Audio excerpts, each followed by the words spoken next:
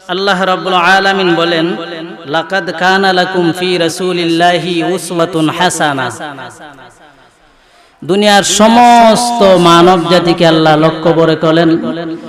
লক্ষ্য করে বলতেছেন যে, হে দুনিয়ার মানব সমাজ, আমি যে পয়গম্বর মুহাম্মদুর রাসূলুল্লাহ সাল্লাল্লাহু আলাইহি ওয়াসাল্লামকে দুনিয়ার মধ্যে প্রেরণ করেছি, উনার জীবনীর মধ্যে আমি আল্লাহ তোমাদের জন্য উত্তম নমুনা বা আদর্শ রেখে দিলাম। একজন মানুষ যদি মডেল হতে হয়, আদর্শবান হওয়া লাগে, তাহলে পয়গম্বর আরবি মুহাম্মদুর রাসূলুল্লাহ সাল্লাল্লাহু আলাইহি ওয়াসাল্লামের জীবনের অনুসরণ করা লাগবে, ঠিক না? একখানা হাদিস যে আপনাদের সম্মুখে পেশ করেছি, এই হাদিসের তরজমা হইল, নবীজি বলতেছেন, বুইসতু লি উতাম্মিমা মাকারিমাল আখলাক।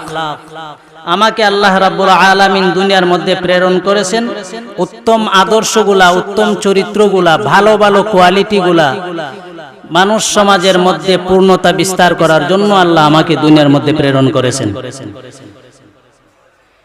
তাহলে আমরা জানতে পারলাম হাদিস শরীফ এবং কোরআনের আয়াতের মাধ্যমে দুনিয়ার মধ্যে একমাত্র মডেল স্বরূপ যে মানুষটা আগমন করেছেন, আদর্শ হিসেবে যে মানুষটা আগমন করেছেন, উনার নাম হলো মুহাম্মদুর রাসূলুল্লাহ সাল্লাল্লাহু আলাইহি ওয়াসাল্লাম।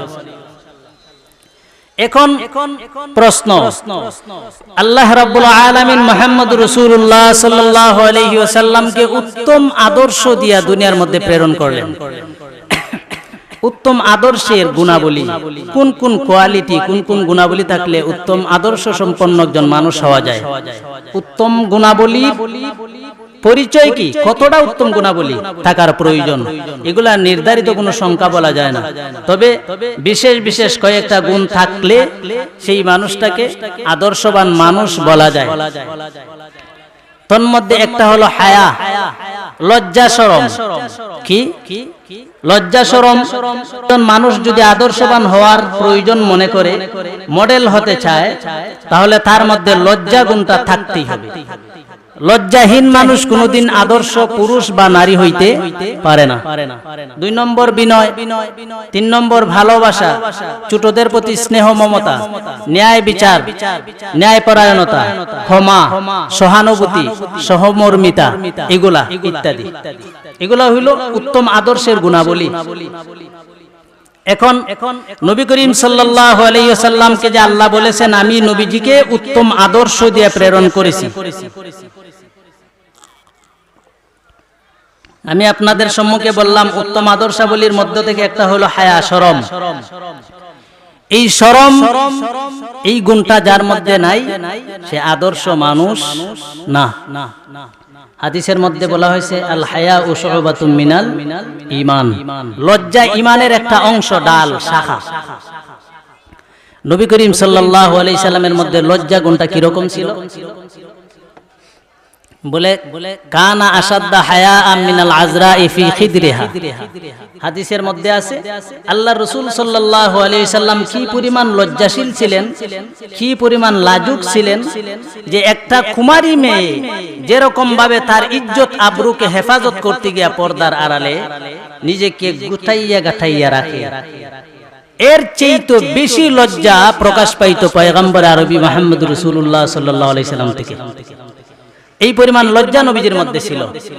নবীজি যখন মানুষের সাথে কথা বলতেন, তখন তার চোখের দিকে তাকাইয়া কথা বলতেন না, দৃষ্টি থাকতো নিচের দিকে।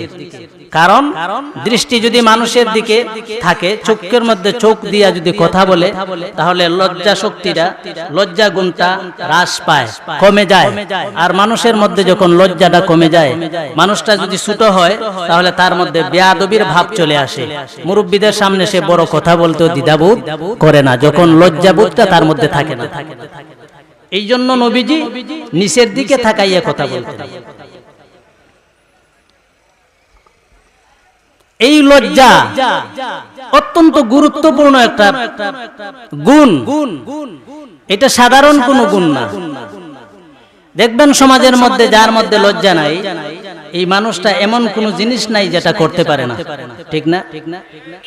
এই জন্য হাদিসের মধ্যে আছে, ইন্না মিম্মা আদরাকান নাসু মিন কালামিন নুবুওয়াতিল উলা ইদা লাম তাস্তাহি ফাসনা মা শিতা।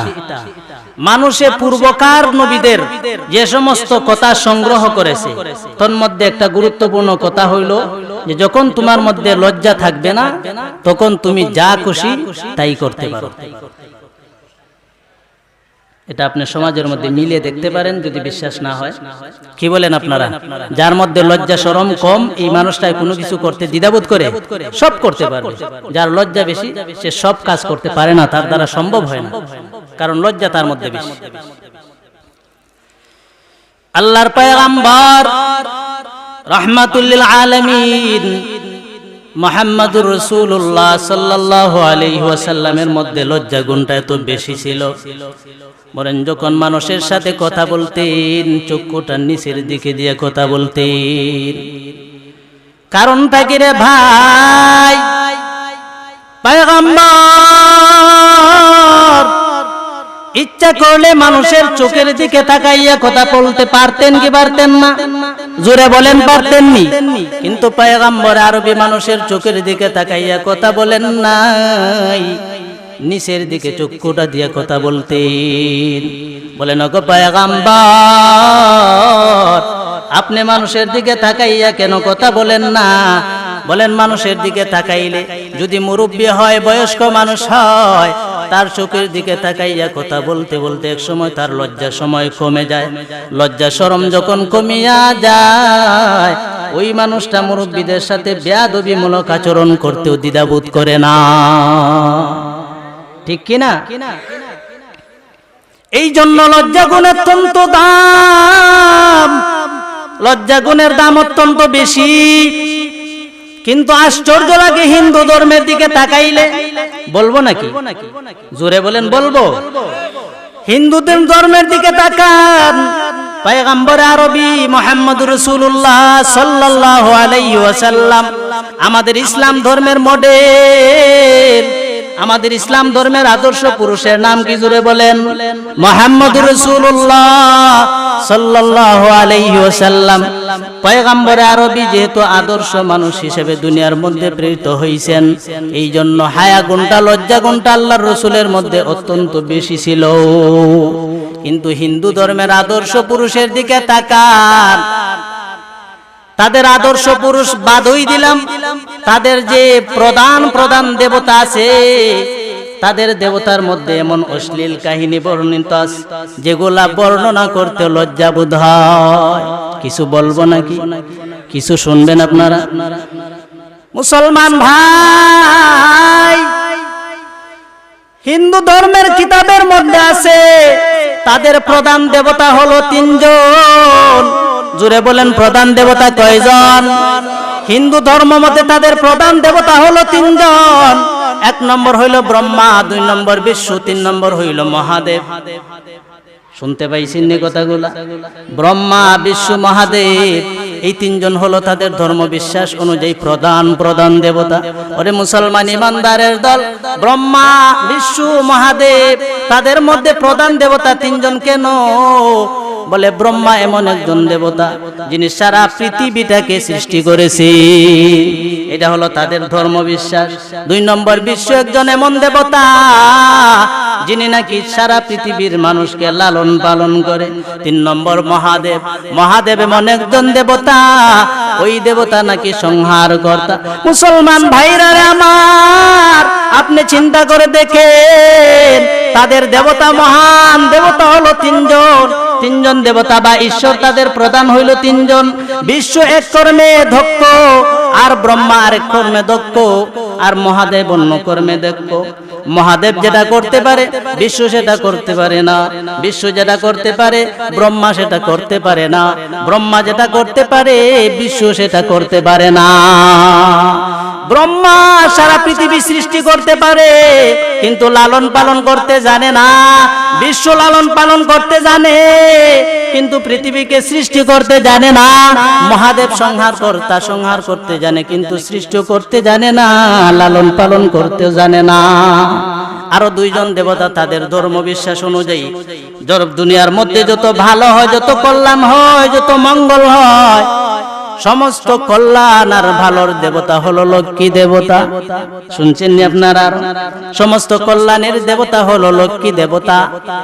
আবার যত হয়, যত খারাপ হয়, যত অসঙ্গত কাজকর্ম দুনিয়ার মধ্যে সংগঠিত হয়, ওই সমস্ত কাজকর্মর মালিক হইল শনি দেবতা। নাম শুনছেন নি আপনারা? শনি দেবতা, লক্ষ্মী দেবতা। মুসলমান ভাই দেখেন, তাদের 5টা দেবতার নাম বললাম। 5টা দেবতার মধ্যে 5টা গুণ আছে। একজনের কাছে যেটা আছে অন্যজনের মধ্যে সেটা নাই। এক দেবতা সৃষ্টি করতে জানে, লালন পালন জানে না। অন্য দেবতা লালন পালন জানে, সৃষ্টিকর্তা জানে না। আরেকজন সৃষ্টিকর্তা, লালন পালন কর্তা, সংহার কর্তা, কিন্তু লালন পালন উনি জানেন না। এই যে তাদের মধ্যে খুদাইত্বকে ভাগাভাগি করে নিছে। আমি আপনাদেরকে প্রশ্ন করতে চাই, আমাদের মালিকের নাম কি? জোরে বলেন, আরো জোরে বলেন, আমাদের মালিকের নাম কি? আল্লাহ। জোরে বলেন আল্লাহ। আল্লাহ আমাদের মালিক। হিন্দু ধর্মের বিশ্বাস অনুযায়ী তাদের দেবতা 5 জনের নাম বললাম। 5 জনের মধ্যে 5 জনের 5টা গুণ আছে। একজনের মধ্যে যেটা আছে অন্যজনের মধ্যে সেটা নাই। লালন পালন কর্তার মধ্যে সৃষ্টিকর্তার কোনো ক্ষমতা নাই। ক্ষমতা আছে যার মধ্যে লালন পালনের, সে শুধু লালন পালন করতে জানে, সৃষ্টি করতে জানে। যিনি উনি লালন পালন করতে জানে না। যিনি সংহার কর্তা উনি লালন পালনও জানে না, সৃষ্টিকর্তাও জানে না। আবার এমন মানুষটা, এমন দেবতা তাদের মধ্যে আছে, দুনিয়ার মধ্যে যত মঙ্গল হয় সব মঙ্গলের মালিক হইল লক্ষ্মী দেবতা। তাদের দেবতার মধ্যে ভাগাভাগি শুরু হয়ে গেছে, খুদাইয়ের মধ্যে ভাগাভাগি শুরু হয়ে গেছে। এক দেবতা একটা পারে, অপরটা করতে পারে না। কিন্তু আমাদের এমন এক মালিকের নাম আল্লাহ। আমাদের মালিক সৃষ্টিকর্তা একাই, তিনি আল্লাহ। ক্ষমতার মালিক একমাত্র আল্লাহ, হায়াতের মালিক একমাত্র আল্লাহ, মরণের মালিক একমাত্র আল্লাহ, রিজিকের মালিক একমাত্র আল্লাহ, বাঁচিয়ে রাখেন আল্লাহ, মৃত্যু দান করেন আল্লাহ। জুড়ে বলেন, একমাত্র আল্লাহ সব ক্ষমতার অধিকারী। কোন ক্ষমতা আল্লাহর মধ্যে কমতি নাই, সব ক্ষমতাই আল্লাহর মধ্যে আছে।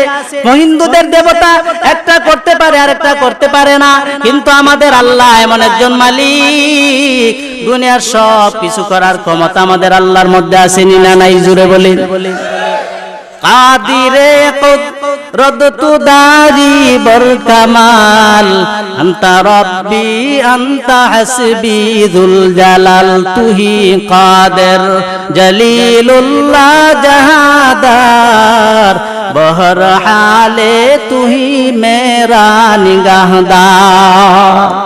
ভালো লাগে না খারাপ লাগে? আমাদের আল্লাহ সৃষ্টি করতে পারেন একাই, মারতে পারেন আল্লাহ একাই, জীবিত রাখতে পারেন আল্লাহ একাই। আল্লাহ রাব্বুল আলামিন সারা দুনিয়ার মালিক, সারা দুনিয়ার খালিক, সারা দুনিয়ার গোটা মাখলুকাতের রিজিকের দায়িত্ব কার উপর? জুলে বলেন আল্লাহ। মুসলমান ভাইরা রে আমার, হিন্দুদের 3 জন দেবতা, 3 জন ঈশ্বরের নাম বললাম। ব্রহ্মা, বিষ্ণু, মহাদেব, তারা হলো ঈশ্বর, খুদা। তাদের ধর্ম অনুযায়ী তারা 3 জন বড় বড় খুদা, ঠিক না? ওদের সম্পর্কে কিতাবের মধ্যে পাওয়া যায়। আমাদের ধর্ম পুরুষের সম্পর্কে তো শুনলাম, এত গুণাবলী আমাদের নবীর মধ্যে ছিলেন। তাদের ধর্ম পুরুষই বাদ দিলাম, তাদের যে ধর্মীয় খুদা আছে, বড় বড় খুদা আছে, তাদের মধ্যে তাদের চরিত্র সম্পর্কে কিতাবের মধ্যে পাওয়া যায়, তাদের গ্রন্থ বইয়ের মধ্যে। যেমন মহাদেব এমন একজন দেবতা, বলে উনি ঋষিপন্থীদের সাথে বেবিচারে লিপ্ত হইত। মহাদেব নামের দেবতা উনার ঋষিপন্থীদের সাথে বেবিচার করত। একবার ঋষিপন্থীরা মিলা মহাদেবকে বদদুয়া দিয়া দিল, অভিশাপ দিয়া দিল। অভিশাপের কারণে, ঋষিপন্থীদের অভিশাপের কারণে ওই মহাদেবের লজ্জাস্থান খসে পড়ে গেল, লিঙ্গ পড়ে গেল। এখন বর্তমান জমানা যত হিন্দু বিধবা নারী আছে, সমস্ত বিধবা নারীরা ওই মহাদেবের লিঙ্গের পূজা করে। 2 নম্বর, বিষ্ণু কি করে? বিষ্ণু লালন পালন কর্তা, মনে আসেনি? বিষ্ণু হইল লালন পালন কর্তা, সারা পৃথিবীর মাখলুকাতকে লালন পালন করে তাদের ধর্ম বিশ্বাস অনুযায়ী বিষ্ণু দেবতা। ওই বিষ্ণু দেবতা সম্পর্কে কিতাবের মধ্যে পাওয়া যায়, বলে উনি এক ঋষি শঙ্কুচূড়ের স্ত্রী। ঋষি শঙ্কচূড়ের স্ত্রী তুলসী দেবী নাম শুনছেন নি আপনারা? তুলসী দেবীর সাথে উনি বিবিচার করতেন। এক সময় তুলসী দেবী রাগান্বিত হইয়া ওই বিশ্বকে বদদুয়া দিয়া দিছে। লক্ষ্মী দেবীর এই তুলসী দেবীর বদদুয়ার কারণে বিষ্ণু দেবতার সাথে সাথে পাথরে পরিণত হয়ে গেছে। বিষ্ণু দেবতা পাথরে পরিণত হওয়ার পর তুলসী দেবী চিন্তা করে দেখে আমার অভিশাপের কারণে ওই বিষ্ণু দেবতা পাথরে পরিণত হয়ে গেছে। অন্যান্য দেবতারা যদি শুনতে পারে আমার বদদুয়ায় ওই বিষ্ণু দেবতা পাথরে পরিণত হয়ে গেছে, আমাকে তারা আস্ত রাখবে না। এই জন্য তুলসী দেবী একটা গাছ হইয়া এখানে দাঁড়িয়ে আছে। এগুলো আপনারা শুনছেন কখনো? জুড়ে বলেন শুনছেন? তাদের দেবতার সম্পর্কে এই যে আজগুজি গল্প তাদের কিতাবের মধ্যে পাওয়া যায়। বিষ্ণু দেবতা যখন পাথর হইছে, তুলসী দেবী চিন্তা করে এখন অন্যান্য দেবতা যখন জানতে পারবে আমার অভিশাপে বিষ্ণু দেবতা পাথরে পরিণত হয়ে গেছে, আমার অন্যান্য দেবতায় আমাকে আক্রমণ করবে। সে কি করছে? ভয়ে, অন্যান্য দেবতার ভয়ে নিজে তুলসী গাছ হয়ে গেছে। গাছ হয়ে এই দেবতার সামনে দাঁড়ানো। বুঝতে পারছেন না? এখন দেখেন তাদের ধর্ম বিশ্বাস অনুযায়ী যে তাদের দেবতা, তাদের ঈশ্বর, তাদের প্রভু, এই প্রভুদের মধ্যে এত যৌন খেলা, এগুলাকে যৌন খেলা বলে না? কি বলেন? যৌন খেলা। তাদেরকে যদি জিজ্ঞেস করেন তোমাদের প্রভুদের মধ্যে এত যৌন খেলার মেলা কেন, তারা এত অশ্লীল কেন, বলে যে না এটা অশ্লীলতা নয়, এটা যৌন খেলা না, এটা হলো দেবতাদের লীলা খেলা। তারা কি বলে? এটা আমাদের দেবতাদের লীলা খেলা। এ যুবক ভাই, আমি আপনাদের কাছে চিন্তা করি, আপনাদের কাছে আমার প্রশ্ন, যৌন খেলাকে যদি লীলা খেলা বলে চালিয়ে দেওয়া হয় তাহলে দুনিয়ার মধ্যে যত নারী অপহরণ হইবে তাদের তো মামলা হওয়ার কথা না? জুড়ে বলেন ঠিক কিনা? কোন মহিলা যদি ধর্ষণের শিকার হয় ওই মহিলাকে নিয়ে ওই পুরুষের বিরুদ্ধে তো মামলা হওয়ার কথা না, ঠিক কিনা? অথচ দেখা যায় সুনামগঞ্জ কোর্টের বারান্দায় যদি যান দেখেন পুরুষ আর নারীর যৌন খেলার মামলার কোন হাট বাজার বসে গেছে, ঠিক কিনা? জুড়ে বলেন। তোমাদের ধর্ম অনুযায়ী যদি এগুলা লীলা খেলা হবে, যৌন খেলা যদি না বলো এগুলা দেবতাদের আদর্শ চর্চা, তাহলে তোমাদের ধর্মের মধ্যে যে সমস্ত নারী পুরুষ অপকর্ম করে তাদের মধ্যে যৌন খেলা হয়, একজন পুরুষ আর একজন মহিলাকে দর্শন করে জোরপূর্বক, তাহলে ওদের বিরুদ্ধে তো মামলা হওয়ার কথা ছিল না। জুড়ে বলেন ঠিক কিনা? এই হলো তাদের আদর্শ পুরুষ এবং আদর্শ দেবতাদের যৌন খেলার কিচ্ছা। এখন চিন্তা করে দেখেন, বলতেছিলাম নবীজির মধ্যে লজ্জা গুণ এত বেশি। লজ্জা গুণ একজন পুরুষ যদি আদর্শ পুরুষ হওয়ার প্রয়োজন মনে করে, যদি একজন মানুষ দুনিয়াবাসীর জন্য মডেল হইতে চায়, তার মধ্যে লজ্জা গুণটা অবশ্যই থাকতে হবে। যদি লজ্জা গুণ তার মধ্যে না থাকে, ওই মানুষটা যত মহামানব হোক না কেন, ওনাকে আদর্শ পুরুষ বলা যাবে না।